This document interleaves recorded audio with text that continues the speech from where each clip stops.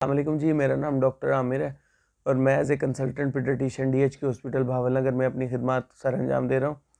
आज मैं आपकी मुलाकात एक ऐसे डॉक्टर साहब से करवाता हूँ जिन्होंने एफसीपीएस का एग्ज़ाम जो है फर्स्ट अटेम्प्ट में पास किया। उनसे बात करते हैं और ये पूछते हैं कि उनका कैसा एक्सपीरियंस रहा, जो न्यू कैंडिडेट्स आ रहे हैं उनको वो क्या एडवाइस देना चाहते हैं। उन डॉक्टर साहब का नाम है जी डॉक्टर रहमान शेर। वो as a senior registrar children hospital institute of child health में अपनी खिदमत सर अंजाम दे रहे हैं। बिस्मिल्लाहिर्रहमानिर्रहीम। अस्सलाम वालेकुम। मेरा नाम डॉक्टर अब्दुल रहमान शेर है और मैं इस वक्त as senior registrar children hospital Lahore में अपनी ड्यूटी सर अंजाम दे रहा हूँ। तो मैं डॉक्टर आमिर रमज़ान साहब के यूट्यूब चैनल के प्लेटफॉर्म से आपसे मुखातिब हूँ। नाज़रीन, आज मुझसे पूछा गया है कि मैं आपको आपके अपने एफसीपीएस के पार्ट 2 के वाइवा का एक्सपीरियंस आप लोगों के साथ शेयर करूँ। नाज़रीन, बुनियादी तौर पर तो ये वीडियो उन डॉक्टर्स के लिए है जो कि अभी ट्रेनिंग के अमल से गुजर रहे हैं और उन्होंने मुस्तकिल करीब में या आइंदा चंद सालों के अंदर या चंद महीनों में इस एग्ज़ाम में अपीयर होना है। तो उनके लिए ये फ़ायदेमंद हो सकती है क्योंकि हर बंदे का जो एक्सपीरियंस है वो मुख्तलिफ होता है। उसमें जो मेरा एक्सपीरियंस है उसमें लकीली मेरा अल्हम्दुलिल्लाह जो एफसीपीएस पार्ट 2 का वाइवा था पीडियाट्रिक्स में, वो लाहौर सेंटर से पहली अटैम्प्ट में क्लियर हो गया, जो कि मेरे लिए खुशकिस्मती की बात है।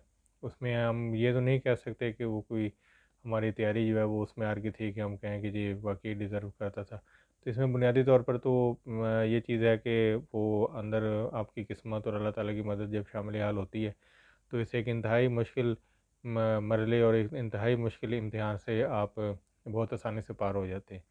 वो आपको ऐसे ही महसूस होता है जैसे आपकी मदद के लिए अल्लाह ताला ने किसी को भेजा है और वो जो अल्लाह ताला की तरफ से भेजा हुआ एक गायबाना कोई एजेंट है, वो आपको उन तमाम मुश्किल मराहल से इंतहाई आसानी से गुजार के जाता जा रहा है।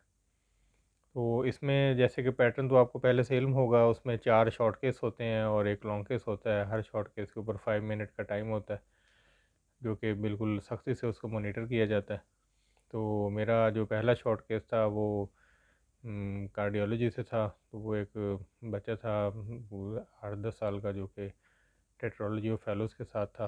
तो वो उसकी फाइंडिंग क्लबिंग थी और साइनोसिस था, तो आसानी से पिक हो गई थी। तो जो कमांड मुझे दी गई थी, एग्जामिन द कार्डियोवैस्कुलर सिस्टम, तो वो मैंने आसानी से उसको कर लिया क्योंकि ये कॉमन शॉर्ट केस है जिसकी तैयारी मुतअद्दिद बार तमाम जो तैयारी वाले स्टूडेंट्स होते हैं प्रिपरेशन के अमल से गुजरने के दौरान वो काफ़ी दफ़ा ये शॉर्ट केस कर चुके होते हैं।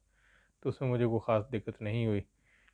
और दूसरे नंबर पे जो शॉर्ट केस था वो थोड़ा सा ट्रिकी था, जो कि सीएनएस का था, जिसके अंदर उन्होंने मुझे कमांड दी कि एग्जामिन द अपर लिम्ब।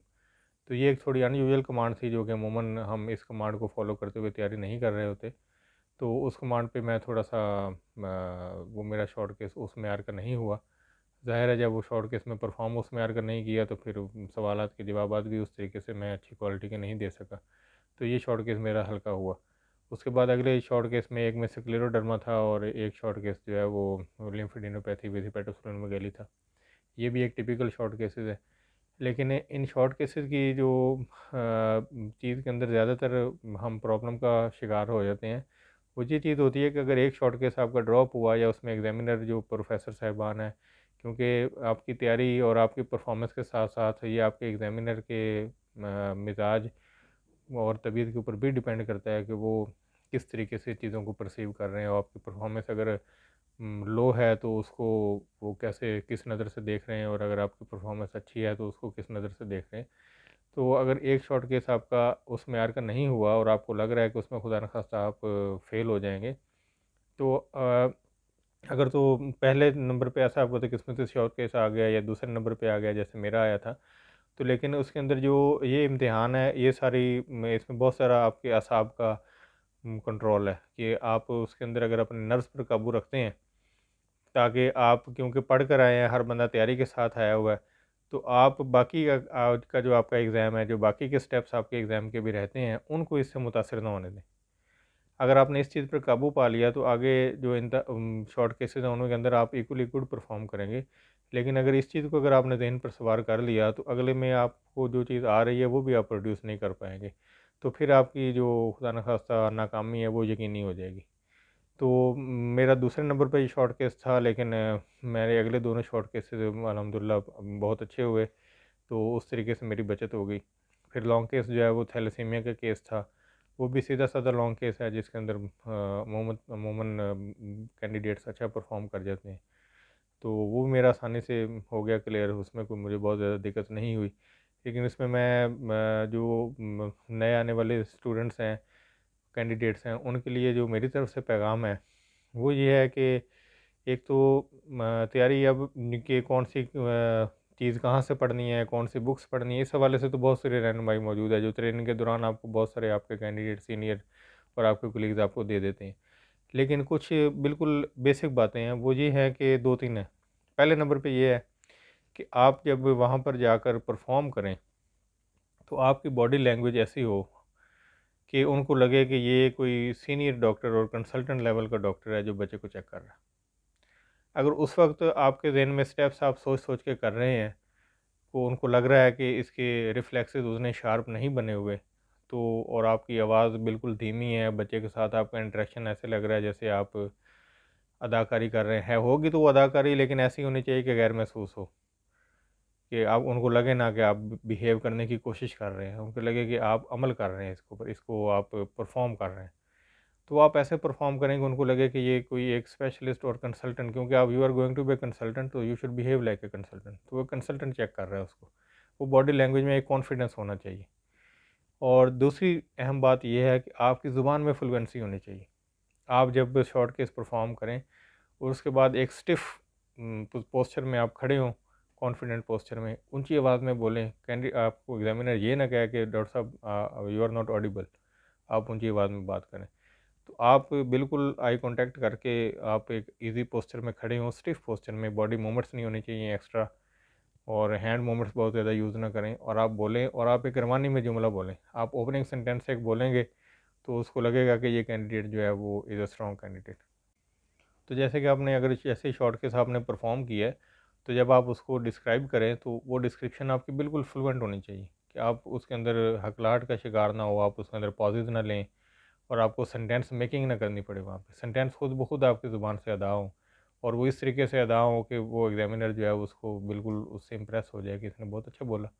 इसकी मिसाल नाज़रीन ऐसे ही है जैसे आप किसी मेहमान के लिए बहुत पुरतकल्लुफ़ और अनवाउ इक़साम के खाने की डिशेस तैयार करते हैं, और जब उसको प्रेजेंट करने का वक्त आए तो आप उसको शॉपर के अंदर या किसी आम से बर्तनों के अंदर बेतरतीब अंदाज में प्रेजेंट कर दें। तो वो चाहे जितना भी उम्दा खाना बना हुआ होगा, उसकी प्रेजेंटेशन अगर अच्छी नहीं होगी तो मेहमान जो है वो अच्छा तासुर लेकर नहीं जाएगा। इसी तरीके से जो आपने तैयारी की, जो आपने परफॉर्म किया, जब आप उसको डिस्क्राइब करें तो प्रेजेंटेशन ऐसी होनी चाहिए कि वो आगे एग्जामिनर कम से कम ये समझ ले कि ये एक स्ट्रॉन्ग, कॉन्फिडेंट और एक कॉम्पिटेंट कैंडिडेट है। तो ये चीज़ बहुत ज़्यादा अहम होती है। इसी तरीके से जो मेरा लॉन्ग केस था वो ऑल्दो के it was a case of thalassemia, जो कि ब्लड ट्रांसफ्यूजन के लिए एडमिट हुआ हुआ था, और वो आयरन चिलेशन थेरेपी पर भी था, और साथ उसको हाइपरसप्लेनिज्म के साइंस आए हुए थे, और आयरन ओवरलोड के भी। लेकिन ये जो होते आम केसेस होते हैं, जैसे कि ये थैलेसीमिया है, और तो ये केसेस होते हैं, सीपी है, ये ऐसे केसेस होते हैं जिनके ऊपर वो छोटे से सवाल से भी अगर आप जवाब नहीं मुतमिन कर सके तो वो फेल कर सकते हैं एग्जामिनर, क्योंकि ये एक आम डेली रूटीन में देखे जाने वाले केसेस हैं जो बहुत दफ़ा देखे हुए होते हैं। तो उनके ऊपर बहुत ज़्यादा ग्रिप होने की ज़रूरत होती है। वो आपकी अपनी कैंडिडेट की इंडिविजुअल किस्मत है कि वो कितने डेप्थ और कितनी डिग्री ऑफ डिफ़िकल्टी तक वो जाता है केस। तो उसके अंदर आपका हिस्ट्री के जो टाइम होता है, स्टिपुलेटेड टाइम, कोशिश करेंगे आपकी ऐसी प्रैक्टिस हो कि आप बिल्कुल हिस्ट्री उस टाइम के मुताबिक एंड करें, और एग्जामिनेशन जो है वो भी आप अपने उस स्टिपुलेटेड टाइम के अंदर उसको एंड करें, और आप बाद में एक उसको समराइज़ करें। कि अगर सारी हिस्ट्री वो आपकी सुनेगा तो हिस्ट्री जब अगर वो कह दे कि आप हिस्ट्री सुनाएं, तो हिस्ट्री आप ऐसे सुनाएं कि उसको सुनने का मज़ा आना शुरू हो जाए।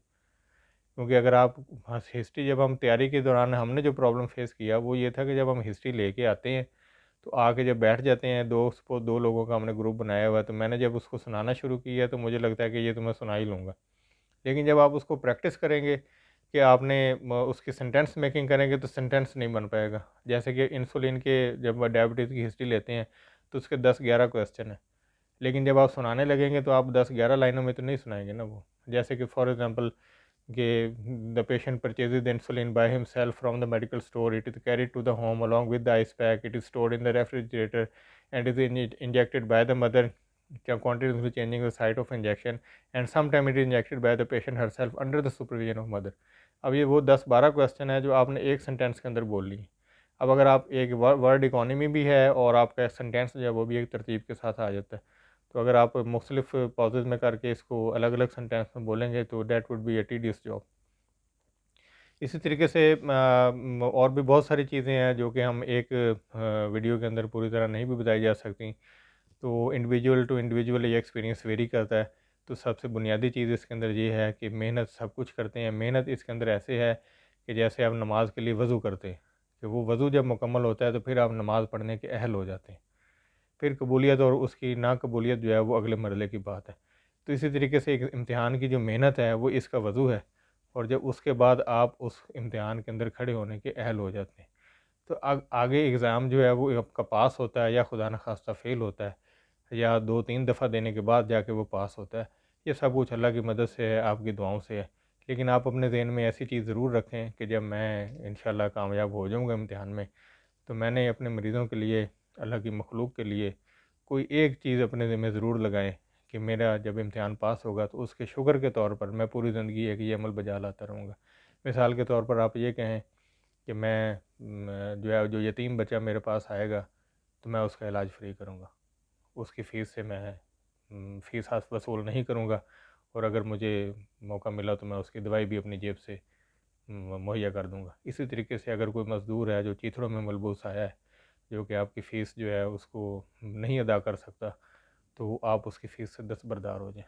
इसी तरीके से अगर आप सरकारी अस्पताल में ड्यूटी दे रहे हैं तो आप अपने तल्लुकात और अपने रिसोर्सेज और अपनी काबिलियत को किसी गरीब मरीज़ के लिए उसके इलाज में आसानी पैदा करने के लिए बुरूकार लिए हैं। तो ये भी एक तरह का शुक्र है जो कि एक अमली शुक्र है। नाज़रीन, आपके लिए नए आने वाले कैंडिडेट्स के लिए बहुत सारी दुआ है। अल्लाह ताला आप सब लोगों को कामयाब फरमाए, आपकी जो मेहनतें हैं उनको उनके अंदर अल्लाह ताला असर पैदा करे, और इस मुल्क और माशरे के लिए आप बहुत कारगर साबित हों, और अल्लाह ताला आप सबकी हिफाजत फरमाए, और आप सबको बहुत जल्द एक से बहुत ही मुश्किल इम्तिहान और ज़िंदगी के दीगर इम्तिहान और आजमाइशों से अल्लाह ताला कामयाब फरमाए। इजाज़त दीजिए, अल्लाह हाफ़िज़। बहुत शुक्रिया डॉक्टर रहमान शेर आपके टाइम का। माशाल्लाह से इन्होंने बड़ी डिटेल के साथ बड़ी तफसील के साथ अपना एक्सपीरियंस शेयर किया है, और इससे जो नए आने वाले कैंडिडेट हैं उनको फ़ायदा होगा। उम्मीद करता हूँ कि आपको मेरी ये वीडियो पसंद आई होगी। अगर आप इस तरह की और वीडियो देखना चाहते हैं तो मेरे यूट्यूब चैनल को सब्सक्राइब करें और मुझे फ़ीडबैक दें मैं किस कंटेंट पे किस टॉपिक पे बात करूँ। अल्लाह ताला आपका हाफ़िज़ व नासिर हो। अपना बहुत ख़्याल रखिएगा। Thank you so much.